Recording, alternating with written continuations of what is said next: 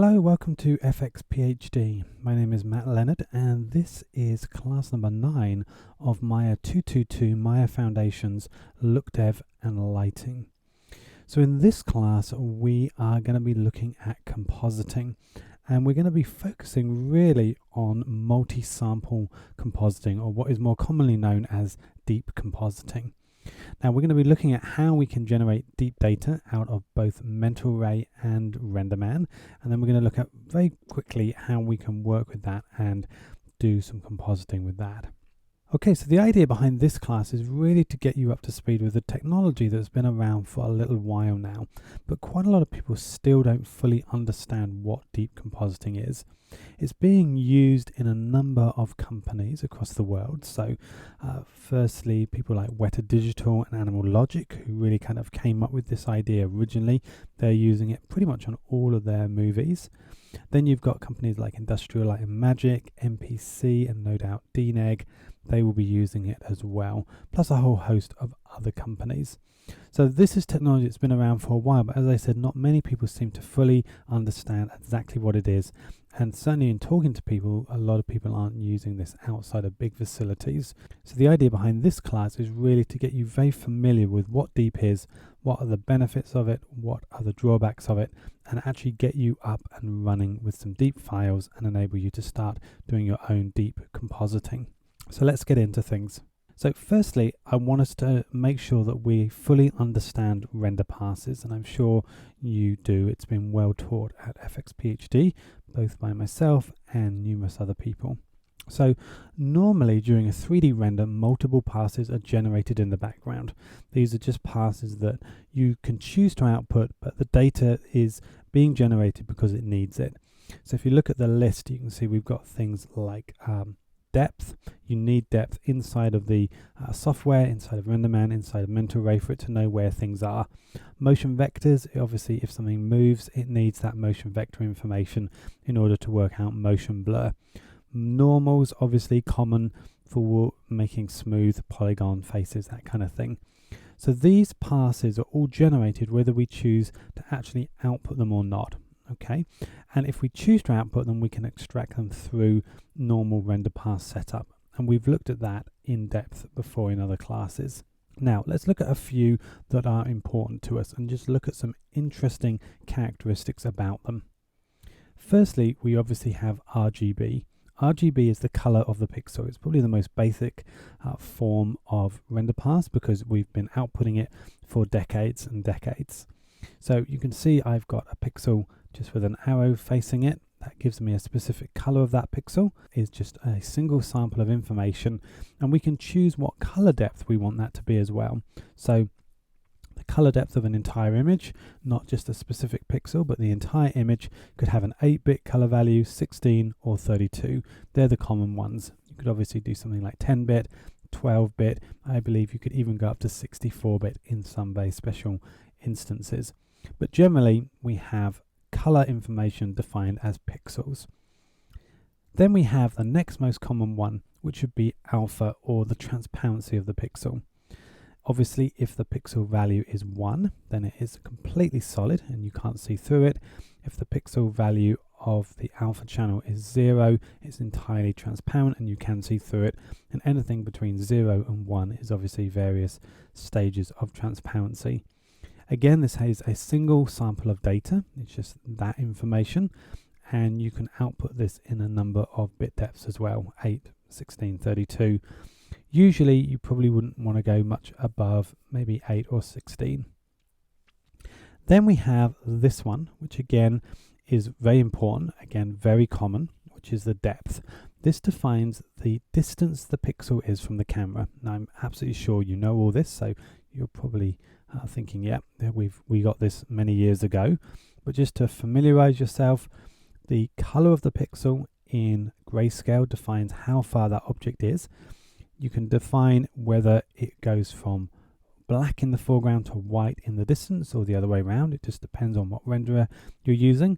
But in this instance, you can see that the depth is defined with white being further away. So the cube on the left hand side is obviously further than the cube on the right hand side because it's a lighter grey, and that is defined again as a single sample of data, and you can output this as, again, any bit depth that you require. Now, another thing that's very important as we look at some of the other passes is the idea of space within our 3D environment.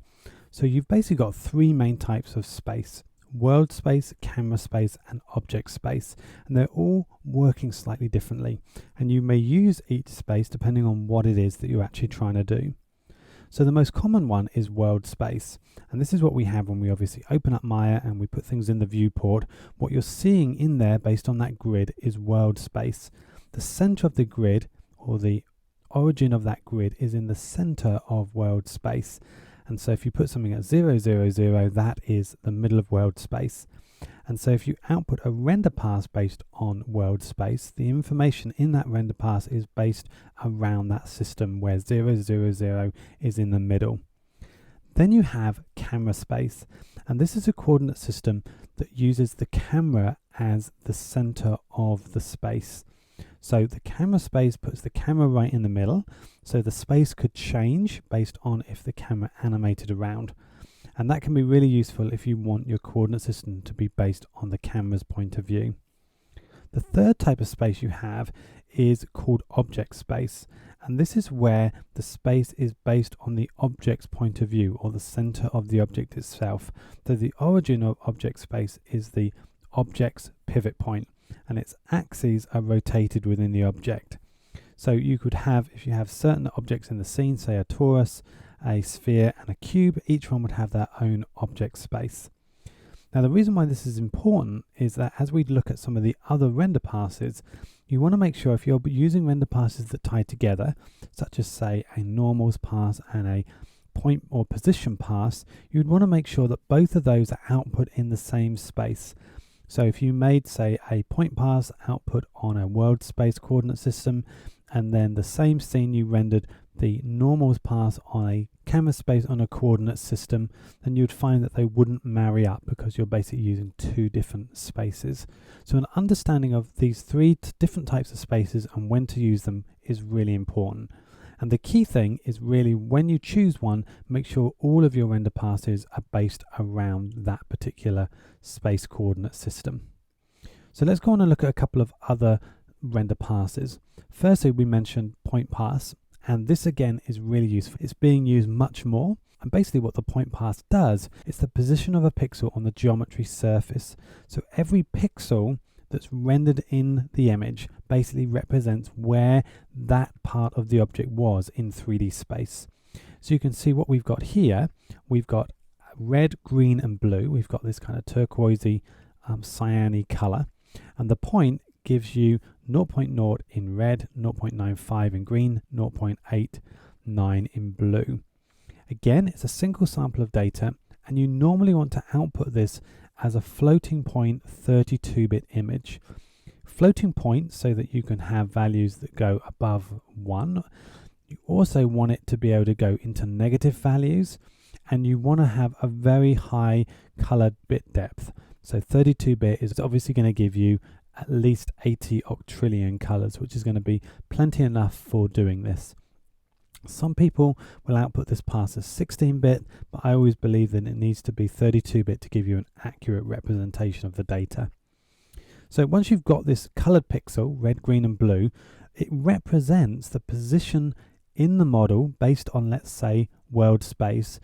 So if you look at this scene, you can see that these values are slightly different.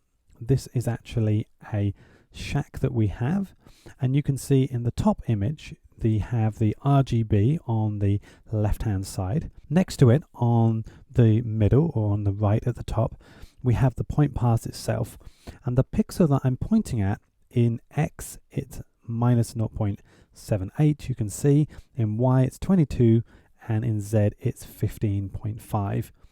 Now if you plot each of those colors and represent them as a point cloud, what you actually get is that pixel positioned in 3D space. So when I take the whole of the point pass and use that to position the pixels, then use the image on the left hand side to color them, you end up with a colored 3D point cloud that you can see there at the bottom that truly represents the actual 3D model that we had inside of Maya. but the data to recreate that 3D point cloud is simply the RGB and the position pass. Now this kind of thing has been being done for a long time. First became famous with some work that Image Engine were doing on District 9, which is obviously pretty old now, but this is getting used all the time, and it's really useful to be able to visualize both static objects but also animated objects, so that you can do things like place, say, dust hits under a character's feet as it runs along, something like that. Now the key pass that we're most interested in is the deep pass, and this one is very different. This is the distance of a single pixel with multiple samples from the camera. So when you look at it, it looks a little bit like a Z-depth pass with our objects going back into the distance. And what I've done is I've actually added color to this image just for effect. So if you were to look at it normally, it would look exactly like our Z-depth channel. But I've just added the color just so you can see a little bit more information. Now the pixel that I'm pointing at is 0.23 in depth. But the interesting thing that we have not seen in any of the passes up until now is the number of samples. Instead of just having one, we now have multiple samples. And defining how many samples you want is something that you can choose at the render stage, or it just depends on what is back there. So it literally is a slice through your scene. Even if something is in front of something else, you still get the information of the object behind, which makes this incredibly powerful. So let's look at traditional methods of compositing, the problems that they have and how Deep can solve those problems. So traditional compositing has always been achieved by placing one layer over the top of the other, A over B. And this was the case for optical compositing when we were doing glass matte paintings, or even just doing standard optical compositing kind of in the late 70s and 80s and into the 90s. And then obviously with digital compositing, as programs like Shape came online, After Effects, and then Nuke Fusion, we still are placing one object over another, A over B. Usually you'd have the case where a layer contained not only the image itself, but often a matte, which you would use to hold out the image below. And we would have seen this in glass matte paintings all the way through, again, through optical into compositing. So if you go back and look at the old Star Wars films, you'll see that there's actually black matte lines around quite a lot of things, just due to the fact that they were having to do everything by hand, multiple layers of optical compositing. It became very difficult. Obviously with digital compositing, we now have pretty much 100% control over the image, and we can make our composites look seamless, which is fantastic. So as a recap, here we have 4 layers, 4 render passes that are based on objects. So we have a floor, a green cube, a blue torus, and a red cube. The floor and the green cube are kind of at the back, the blue torus is in the middle, and the red cube is at the front. And each one has a relevant holdout map based on the objects in front of it. So the floor, for instance, has holdout maps based on everything else. So the green cube, the blue torus, and the red cube all would hold out against the floor because they all fit in front of it. The blue torus, for instance, only needs a holdout mat for the object in front of that, which would be the red cube. So if you take all of these objects together, all of these passes, including their mats, and you put them together, A over B, with the ground at the back, and then everything layered up with the red cube at the front, you're going to end up with an image that looks like this. No problem at all. However, a problem will arise if we decide to move the red cube a bit to the right, because obviously what will happen when we do that is that when we move the object, and it will obviously move with its mat as well, we will reveal in the other layers behind a hole, which is the holdout mat where that red cube used to sit. So what you would obviously then need to do is we would need to, in deciding that we want to move this cube across in compositing, we would now need to basically re-render the floor, the green cube, and the blue torus, and that can take a serious amount of time. Obviously with this example, it wouldn't take very long to render at all. But take a look at this shot from Dawn of the Planet of the Apes. Now I don't know how much of this is digital. We know the monkeys are obviously digital, but a lot of the forest is probably digital as well. And can you imagine taking Caesar on this trunk at the beginning and moving him across, you'll then obviously got a lot of greenery, a lot of trees, a lot of bushes behind him that are all going to need to be re-rendered. And this was the issue that they had in Avatar, where this kind of all began. James Cameron decided that he wanted to move things around in the composite, and you had all that jungle that then suddenly had holes in it based on the foreground object moving around. So they needed to find another way that they could do this in the composite, because as we know, everything we do in the composite is generally much faster than the work we do in 3D. So one method that's been around for quite a long time is this idea of Z-depth compositing. Basically, the way to avoid having to create multiple mats for every layer is to use this Z-merge feature. And what this basically does is it uses the depth pass to help the compositing system understand where everything is in depth. So the idea would be that if you look on this image, we would render everything with a Z-depth pass. And so theoretically, everything now has some information defining where it is in depth. You take that information and you feed it into your Z-merge operator inside of Nuke, and everything is then placed and composited based on that Z-depth information. So imagine we take this scene and we just do a normal render. This is what we end up getting. You can see it looks great. Standard render, not using anything, just a single render pass. Let's now render everything as the multiple passes, including the Z-depth, and composite them together using Z-merge. This is what we end up getting. Now, when you first look at this, it looks great. However, if you begin to study it, you will realize there are some issues. Let's zoom in. Right here, where the edge of the green square goes behind the red square, you can see that we have this interesting kind of outline. It's actually the outline of the green square behind the red square. Now, the reason why it's there is to do with anti-aliasing. For this particular instance, the closest color to the camera is black, and the furthest color is white. So anything black is close to the camera, anything white is a long way away. So if we look at the object, you can see here, the object is kind of a mid-gray. Therefore, let's say it's 50% further back in the scene away from the camera. However, the Z-depth pass has anti-aliasing. We need that to make the edges look smooth. But as the anti-aliasing basically rolls off into the black of the background, those edge anti-aliasing pixels move closer and closer to the camera until eventually we still have some color information in the color pass, and then we have a very dark set of pixels for the Z depth, and that causes those very edge pixels to move closest to the camera and therefore penetrate through an object that may be in another layer. So we have this big issue. One thing that you may say is, well, why do we bother rendering the Z-depth information with anti-aliasing? Let's just turn the anti-aliasing off, and then we're not going to have this problem of it rolling off into black.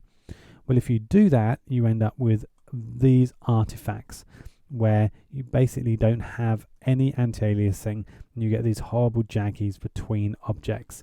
And again, this is due to only really having a single sample of data. So you basically, if you have no anti-aliasing, it just cuts through in this really unpleasant way. Now, deep compositing comes to the rescue at this point. So this is where deep compositing comes in. Non-deep images, as we've said all along, only store this final single sample of data for every pixel. But the deep image, the deep pixel, records multiple samples of data in depth that contribute to the overall piece of information per pixel. So the pixel, whether it be surface or volume, is stored with color, opacity and distance from the camera, and you can even put more information in if you require. So here's an example. On the right hand side we just have a single sample of data, and on the left hand side we have our deep sample of data, where you basically get these multiple samples moving back through depth. So this is probably easier to understand.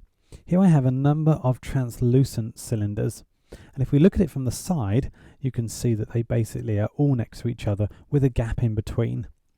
Now if you look at the cross section of that in the graph, you can basically see that if we look at it from a kind of a color point of view, we have nothing, and then we have the anti-aliasing that ramps up really quickly, and then we have the solid object.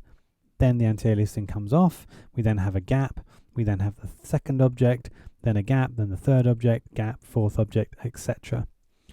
When we think of this in transparency terms, obviously the object right at the front has, say, 10% transparency.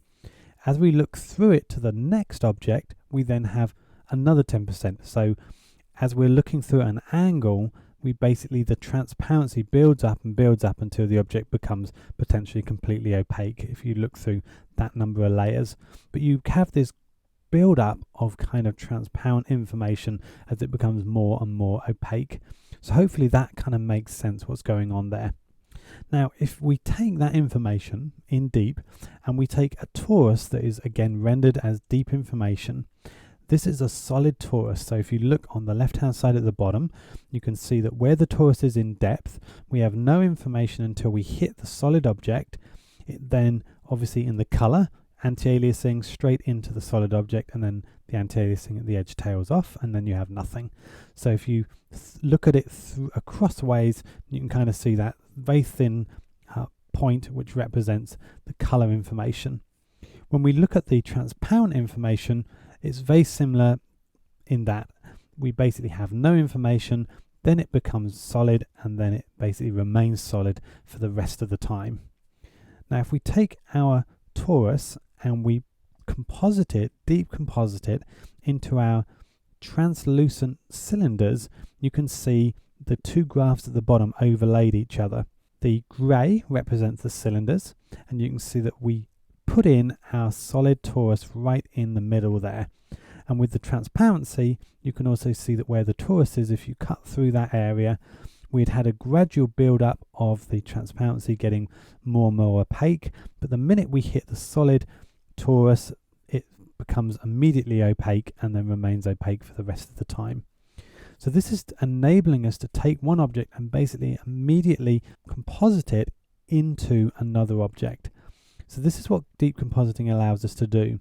The torus and the cylinders are both single renders, but they know exactly how to fit together because of the deep information.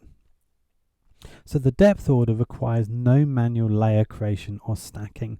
And objects can be rendered separately and then composited together, as I said, without any holdout mats at all, because we know where everything is in depth. And the advantages really come into play with like stereoscopic projects, where layering order may have to be different for each eye. Multiple samples over pixel depths allow for higher qualities of depth of field as well, which can be fantastic. So now we understand deep compositing. How do we get the deep data out of our 3D systems? Well, the good news is all the main renderers can now support it. RenderMan has been supporting it since version 16, and we're obviously now at version 20. 3Delight has been able to support it since version 11, and we're currently at version 12. And Mantra has been supporting it since version 11, and we're now at version 14 of Houdini. So 3Delight, RenderMan and Mantra have been at the party doing this for a long time. V-Ray is now supporting it at its latest version, which is version 3. Arnold has been supporting it since version 1 for Maya, and 3Delight has also been supporting it since its version 3 as well, which I believe is the latest version. Maxwell Render also supports it and has been since version 3, which I think is its current version still. The last person to the party is Mental Ray, and it now supports it as of the current version that we're looking at in these classes, 2016. Now obviously we have a number of renderers for Nuke as well. So Nuke supports it as part of the Scanline renderer, which is fantastic. If you have Atomic Craft, which is kind of based around 3Delight, that also supports it for Nuke. And then V-Ray for Nuke, that supports it as well, which is great news. Now, once we have the 3D data, what can we use to actually do our deep compositing? Well, the answer is Nuke. Nuke gives absolute full support for all deep compositing operations. Everything else, unfortunately, doesn't. So Fusion, even at version 7 or 8, where we are now, still no support for deep information. They do have something that they call deep pixels, but what it actually is just their method of using point data. Maya Composite, After Effects and Flame all don't support it either. So if you're going to be working with deep data, you're going to be having to use Nuke as your compositor, which I'm assuming most people are anyway. Now, file formats, how do we actually get the information out? The obvious way is that we render through OpenEXR, and it's been able to support deep information since version 2.0, which is great. If we're using RenderMan, we tend to render out using the DTEX or Deep Texture file format, which works great. If you're using Mantra for Side Effects Houdini, then you want to use the RAT format, which is Random Access Texture. And then if you're using V-Ray, you can use its special VRST format, or again OpenEXR2. So they are great ways of getting the information out. Now, with regards to storage, obviously having all this multiple samples of data, it gets expensive. So when we're looking at the information, we have a number of things that have to be done. The data must be easily reconstructed at any arbitrary point of depth. When generating accurate holdout maps from the information that we have, the values must be accurate at any depth the map intersects. And the compression is vital for the success of the storage, as the deep information, as I said, is much bigger than regular information. So if you have just an OpenEXR file where you just simply put RGB and A in, you may get a file out that could be, say, 3 megabytes. So that's my example. If we then switch on deep information and don't compress the OpenEXR file, it basically goes up to 46 megabytes. So you can see you're basically going from a standard image of 3 megabytes straight up to 46. It's a massive difference. If you then use RLE compression, you can drop that by 4 megabytes down to 42 megabytes. So that is a little bit of saving. What you actually want to be doing though is using zip1 scanline compression. If you do that, your OpenEXR2 with deep information will go down to 19 megabytes. So basically you're going from 3 megabytes down to 19, which is still obviously a massive big difference, but it's much better than 46 megabytes. So we've talked a lot about it. Hopefully you now understand it. Let's actually look at what we're getting with deep information. Okay, so here we are in Nuke. This is version 9.0 v7, latest version of Nuke. We can see here we have this deep set of tools in here. You can have everything other than this last one here, which is just a third-party deep key mix, which you can get off of Nukepedia. But a lot of these deep tools are very similar to what you're going to have inside of Nuke using normal operations. So merge, read, reformat, things like that, expression, crop, etc. So what we want to do is we need to use these deep nodes whenever we're dealing with deep data information. So let's do a deep read. And I'm going to navigate across to our deep data.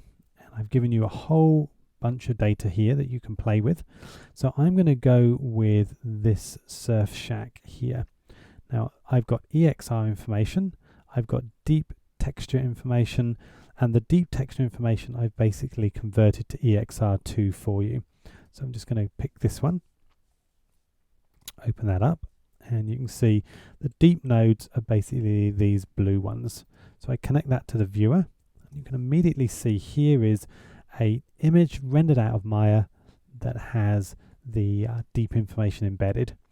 So if I come in and I come to alpha, there is my alpha channel. It's completely solid. If I go to my deep information, it goes yellow, and you can see I've got information in both the red and the green channels. Now this is for front and back information. And front and back deep information is really useful if you're doing volumetrics, but for solid objects you really only need the front or the back. I'm just going to use the front, so I'm just going to do a R hotkey so you can see the first channel. So if we now drop this down, the exposure down, you can see that after a while, if I just nudge that down, you can see there is the deep data. Okay, went a bit too far. There it is. It looks really similar to Z-depth information, obviously very similar way in which you're seeing things. Now, there's a couple of ways that we can actually look at this deep data in more detail. Firstly, we can come in and we can use this deep samples. Now, if I bring this over here, connect this up to our deep read, you can see that immediately we're getting some information. Deep front, deep back, that, as we said, is for volumetrics. And what that's getting the information from is actually this little position here. So as I move the information around, the little point, you can see we're getting more or less deep information visible in our sample area. So let's just go full screen and move it up to, say, the trees here, because obviously there's lots of leaves. So as I move it through the leaves, you can see that we're getting a huge amount of information. Here, this position, we're actually getting 26 samples of data in that pixel there. Okay, 23, 18, 22. So depending on which pixel we go with will depend on where the information is. And each of these is basically a slice through the scene. So you're literally getting information to do with the color and alpha channel and depth of leaves behind the foreground leaf that we can see. So we're actually seeing information about multiple leaves in this tree going back. And it may even be things to do with the roof of the house, because that may be there, etc. Okay. So that's our deep sample. We can also use a deep to points, and this is really interesting. This basically creates a point cloud from our deep information. So let's make a camera. So we just need a regular new camera, and I'm going to say that I want to use a camera that I've given you. So again, in here, camera data, I want the beach hut camera, and I'm going to go with an Alembic file. And if I view that, you can see there is my camera. It's actually animated, but I don't care about that for the moment. I'm going to feed that into the camera input here of my deep to points. And then this is going to go into my deep read. Let's view that. And you can see immediately there is our deep data displayed as a point cloud. So fantastic ability now to be able to see what we're doing. Okay, so that is our deep data as point cloud information. Now we've got the hang of this, let's come in and actually show you some of the magic, because however many times I do this, it always still seems pretty amazing. So I'm going to make a deep read, and I'm going to go with my Surf Shack main scene. Now this is the Surf Shack without the surfboard, the life reserve, some wood that we have at the bottom, etc. So I'm going to go with that, and I'm also going to just make another deep read, and I'm going to go with my Surf Shack surfboard. And that's just the surfboard on its own. And then I'm going to do another one, and I'm going to grab my life reserve. There's also a wood pile, but I can't be bothered to get everything. Where did that last one go? Maybe I pressed cancel by mistake. Okay, so let's make a backdrop for this. Nice color. Thank you, the Foundry. Let's just change that to something a little bit less garish. And we're just going to call this first test, just so we remember what all that is. So this next one, this is our main scene. Now all of this information has literally just been rendered out of RenderMan as 3 passes. So I literally put the Surf Shack in one render layer and just rendered it. I then put the life reserve in another render layer, rendered it, and the surfboard in another. So we ended up with these 3 objects rendered out. So here's the Surf Shack, here is the surfboard, and here is the life reserve. Simply rendered as 3 objects with everything else in the scene kind of hidden, as I said, in render layers. So in order to put these together, we need to use a deep merge. and we're going to actually need 2 of them. Now, the deep merges have an A and a B side, but when we're dealing with depth, it really doesn't care because it's based on the information, not on whether it's A over B. Now, for my mind, I still kind of put them in some kind of order that makes sense, but it really doesn't make any difference. So, for instance, I'm going to say that this is the background, so I'm going to put it in the B side, and then let's say the surfboard is going to be the next one. And then I'm going to take this and I'm going to then add in the life reserve. Now, before I show you this, let's talk about what we expect to happen.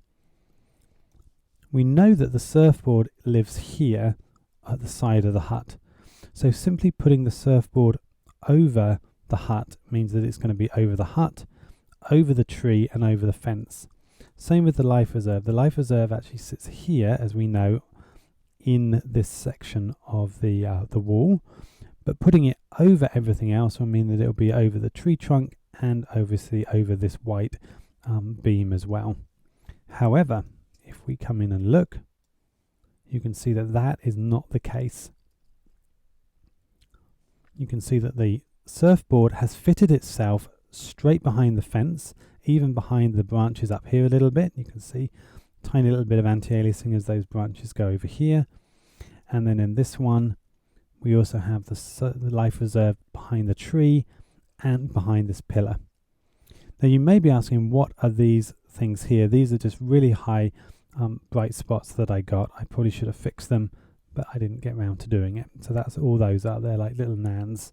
So forget about those. That was just my rendering problem.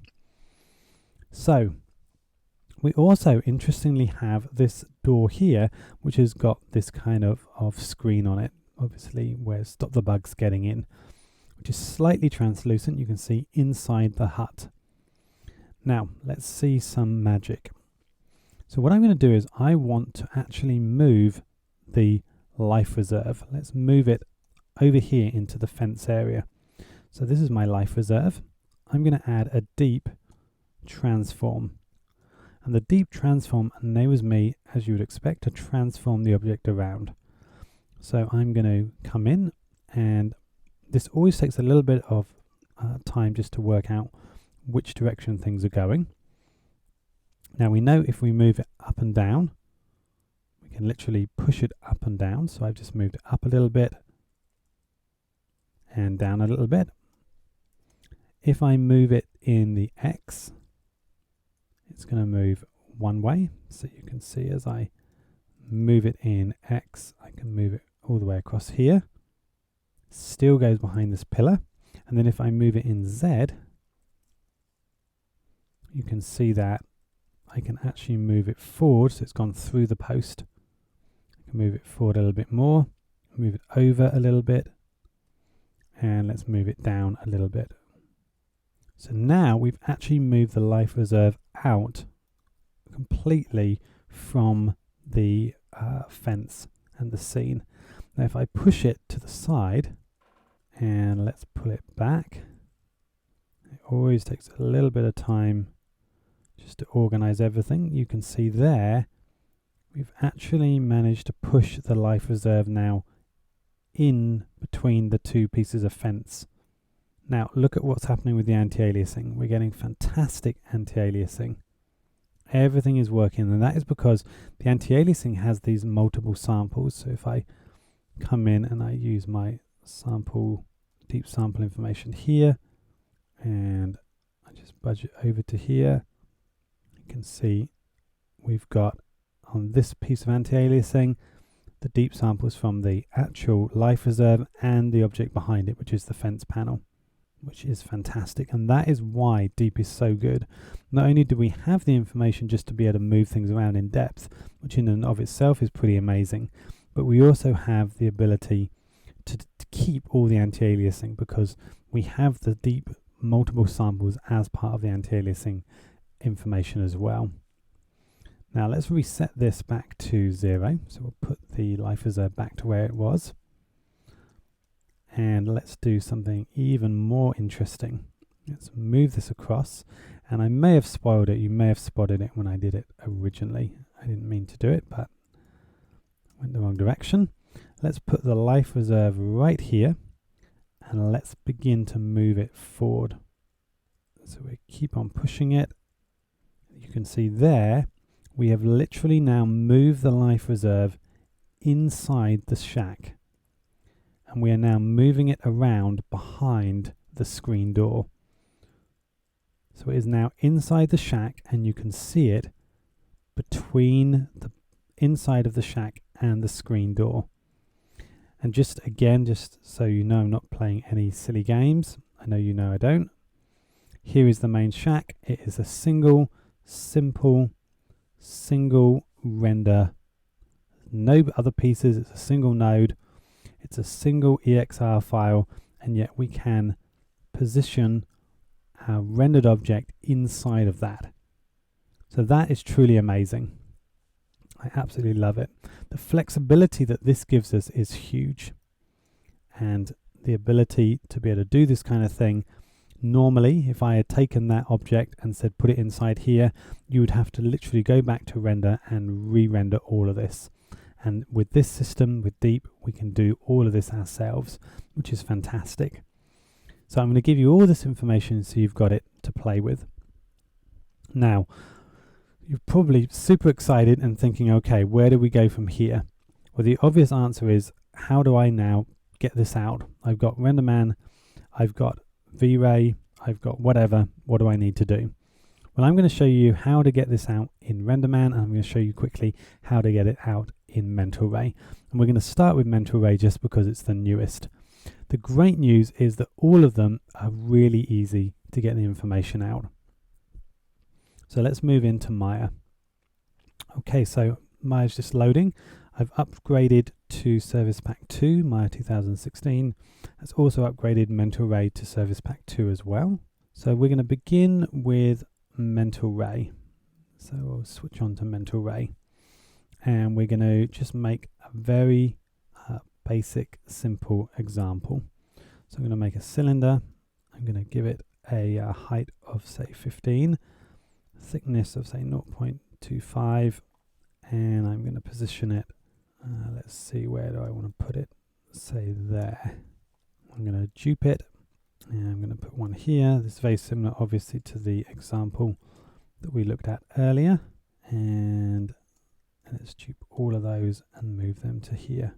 Okay, so there's our example. I'm going to grab all of them, and I'm going to say new material, and I'm going to assign just a straightforward MIA material X. And let's just go with a preset of, say, apologize for it being just off the screen. Let's just go with something like pearl finish. Okay, so I'm going to come in and make a camera, create camera from view. So that's given us a new camera. And if I select that camera, we'll just call this camera because it calls it perspective otherwise. And then let's just make a floor as well. So there's our floor, something like that. And again, I'm just going to put this same existing material on that. So if we do a render of that in Mental Ray, this is what we should get. Okay, nothing that interesting, just quick and basic. I think I'm just going to come in and just make it a little bit of a color, just because it was so boring. And we'll just adjust the reflectivity a little bit. Just make it a little bit shiny, maybe something like that. Okay, so you can see that's where we're going, that kind of color. So let's go back to our render settings. All we need to do, and it's super simple, is we come across to quality, and we can adjust the quality that we want here.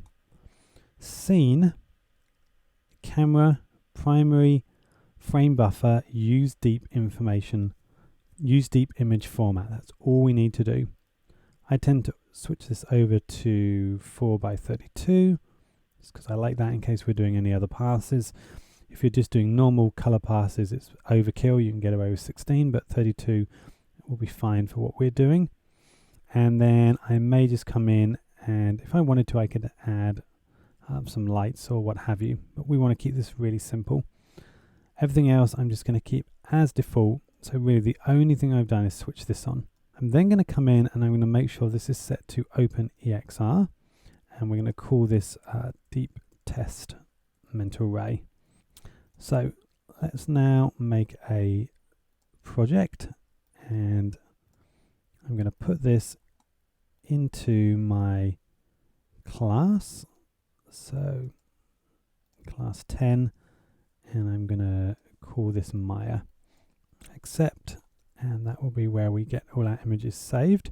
I'm going to save into that, and I'm going to call this deep mental ray, and save. So now I can go to render, batch render. All this I just keep the same and hit batch render and close. And if we look in our script area here, you'll be able to see once it starts rendering how quickly it's going to run through. But it's going to obviously be pretty quickly, go through pretty quick. Okay, so there we can begin to see it run through. Now, while that's finishing, let me bring this across. There's our Maya file we just created, our Maya folder. And in here under images, you can see that we have our 2 cameras. This is the one we want, so I'm going to delete that. This one should be called camera. And there is our deep image. And you can see it's rendering through. And the reason why it was doing both was I probably got 2 cameras set. So let's just check that. So let's just check this first camera. Yeah, it's still called perspective 1, so I'll rename that to camera. And in here, yeah, I've got those 2, so that's why I was ending up with 2. So there's my camera. So this one should be just called camera. Okay, so there's our deep image. Now, if we go back to Nuke and we do read and we navigate to our Maya folder, you're going to open this and you're going to find that you're going to get an error. And the error is this: can't build a tiled input file from type mismatch parts. This is basically because Mental Ray has decided in its wisdom that it's going to output a tiled deep image. And Nuke, being the only compositor that can read any form of deep information, only likes scanline images. So what we actually need to do is we need to convert the tiled EXR to a scanline EXR. And we can do that in a pretty straightforward way. Here's the command that we want to use: imf_copy -s for scanline. So it's imf copy. So I'm going to open up a new terminal window, and I'm going to change to my desktop where I've temporarily copied the file. So you can see here is that deep image file. So imf_copy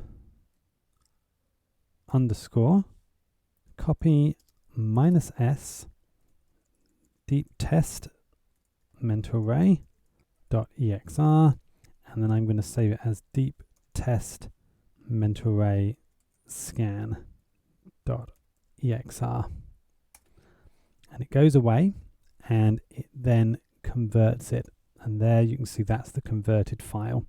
So I'm going to copy that into my folder. So let's go back to Nuke.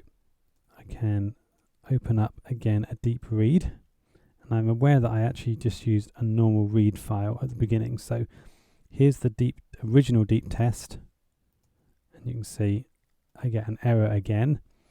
So that's why I did the convert. So here's my deep scan. You can see Nuke now reads it. I can open, and there it is. If I do a deep sample, add that, there is all of my deep data. Okay, so plenty of deep information in there. So let's go back to Maya, and let's go back to my perspective view. Let's make a torus just the same as I did before, and just make sure that is roughly in the right place. Let's make it a little bit thinner, and we want to move it to say here. Okay, there it is. And I'm going to assign, let's say, new material, and let's just go with the car paint shader. Okay, so there it is. So I'm going to take everything else and I'm going to hide it. Control H to hide. We're going to be focused back through the camera, back to our render here, and I'm going to change this to deep test torus underscore mental ray, and again, oh, not render man, and again batch render that. And again, just looking at this, we'll be able to see that run through really quickly. So now we have a whole bunch of cylinders as one render and our torus as a second one. There it goes. So again, I've just copied that across to my desktop. So I'm going to go to my desktop and we're going to use that same command. So let's come back and we're going to say deep test torus mental ray.exr, and we'll just say deep test torus mental ray scan.exr. And again, I'm going to take that file, I'm going to drag it into my folder. Let's get rid of all this. You can go make another deep read. There is the deep torus we just made. Sample can go out to the side. So we're going to go with a deep merge. Doesn't matter which way I put these together, and view it, and there is the torus. So if we take the torus, that just feels wrong. I'm going to invert that just for my sanity, and I'm going to do a deep transform. I can then take this and I can move it forward and back in depth. So you can see there it is moving, and now it's in front. And let's move it to the side. So there it is in front, and as I go back through 1, through 2, 3, 4, 5, let's move it over a little bit, and eventually all the way to the back. And again, let's just bring it forward. So there is our true deep information output through mental ray and working perfectly once we've done the conversion. Now, back in Maya, let's just look at how we do this when we are using RenderMan. So I'm going to grab everything. Let's make a new material. Let's go with a RenderMan Disney shader. This one I'm going to add the same Disney shader to, but let's just make it a red color instead. Okay, so we've got our red and blue, but these are now RenderMan shaders. And I'm going to go to RIS. In fact, let's go to Raise and do our render. So there it is rendering. Okay, so there's RenderMan working. So we can stop that and just shut down it for a moment. So I'm going to hide this and look back through my camera. And what I want to do is in RenderMan, to do this, we need to come across to our passes. And here under this final default pass, we need to change this to be deep shadow. So switch this to deep shadow. Okay, everything is good here. You could even add some compression if you want, or a crop box, whatever you fancy. I'm going to leave all that off. So I'm going to save this as Pixar. So this is going to be my first test.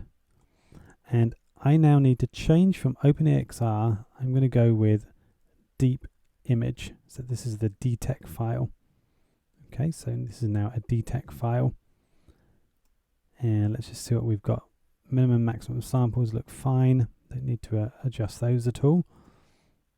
Everything else is just great. So let's now go ahead and render that. So I'm just going to do RenderMan, batch render, and let this one go. So what that's done is it's actually rendered out the deep data itself. What we also need to do is render out the actual RGB. So we're going to create a pass, and we're just going to, in fact, we could just go with our final default standard RGB pass. And this one, I want to make sure is a open EXR. So again, I'm going to do a very quick batch render of that. Okay, so now that's finished. Let's go back into Nuke, and I'm just going to make a read node. I'm going to grab this Pixar EXR. If we view that, there is our RGB. Now, this doesn't contain any depth information at all. So there's nothing in under depth or under deep. That information is in a DTEC file. So I need to do a deep read, and I want to choose this DTEC file here. If I view that, just make sure we've got it there. You can see there is the RGB and there is the deep. And if we drop down, you can see that there's the deep information. So it really depends. You don't always have to output the color on its own. Sometimes you can choose to. Sometimes you can output the deep from RenderMan without the color. So it's really entirely up to you what you want to do. Just want to show you both ways.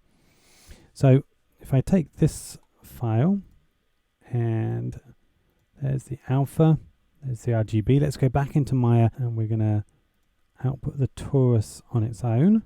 So again, I'm just going to set this straight to our deep here, deep shadow. Make sure this is set to deep texture, and this is torus. So that's all good. And again, let's just do a RenderMan batch render output. Again, let's quickly watch that one go through. Obviously, it's going to be really quick. There it goes. So back into Nuke, another deep read. There is our torus.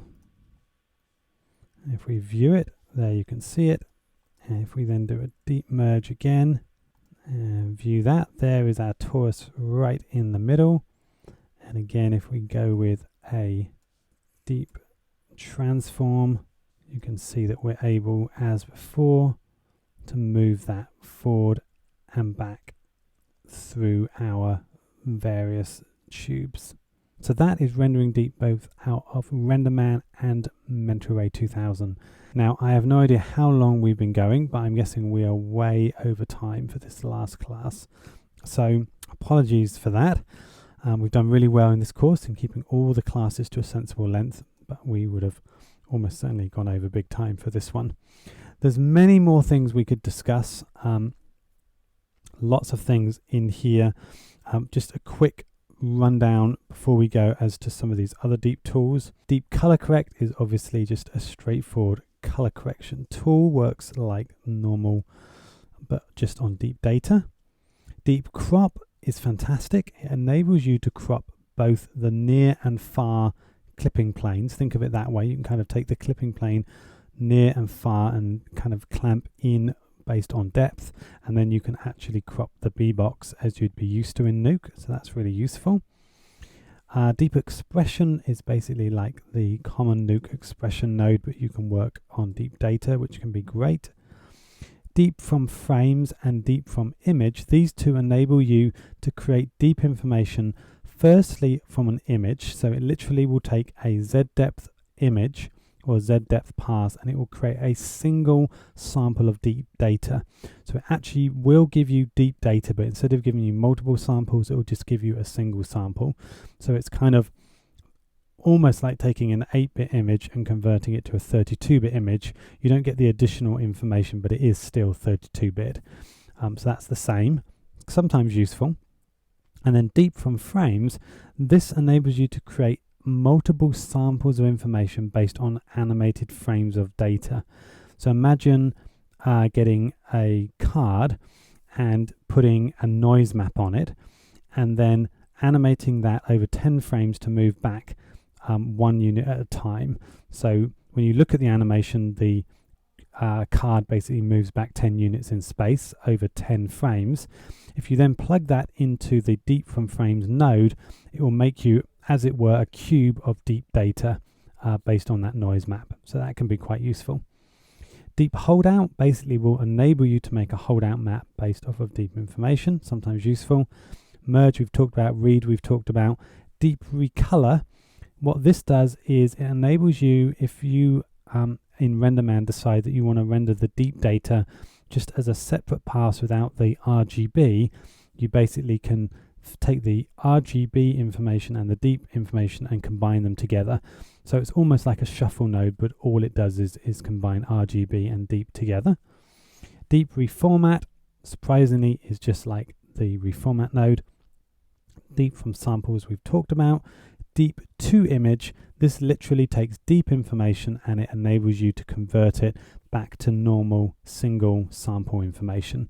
So obviously here we've got our deep data, and if I was to add, say, a blur node, we cannot attach this because it's deep and this is single. So you would have to do a deep to image that converts it from deep into 2D or into single sample, and then that does fit, and then you can do all the normal things. Okay, so that's deep to image. Deep to points we've looked at, deep transform we've looked at, and deep write literally enables you to write out the information. So that is that. So I think we've definitely really got to the end of the class now. You're probably going to have a shed load of questions on this.